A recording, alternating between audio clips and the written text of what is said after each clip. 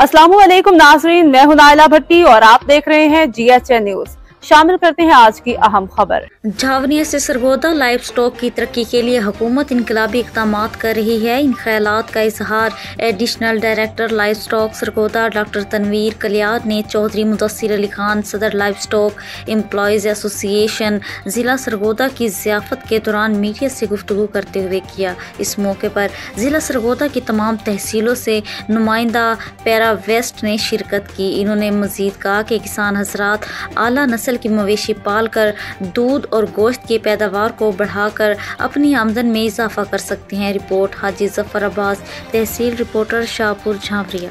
जी बिस्मिल्लाहिर्रहमानिर्रहीम, बहुत शुक्रिया, मैं आपका मशकूर हूँ कि आपने ये सारा कुछ एहतमाम किया। आपका जहाँ तक सवाल है कि हमारे इस वक्त जो मुँह खुर की वबा फैली हुई है और हमारा अमला जो है वो गलघोटू की वैक्सीन कर रहा है। सबसे पहली बात तो ये है कि ये जो मुँह खुर है ये एक आलमी मसला है, इंटरनेशनल ये बीमारी है। जिस तरह के पिछले दिनों आपकी नज़र में गुजरा होगा कि हंगरी में भी और यूगोस्लाविया में भी मुँह खुर की वबा फूट पड़ी है। क्योंकि इसके मुख्तलिफ स्ट्रेन्स होते हैं, इंटरनेशनल लेवल पर भी अभी इस पर काबू नहीं पाया जा सका।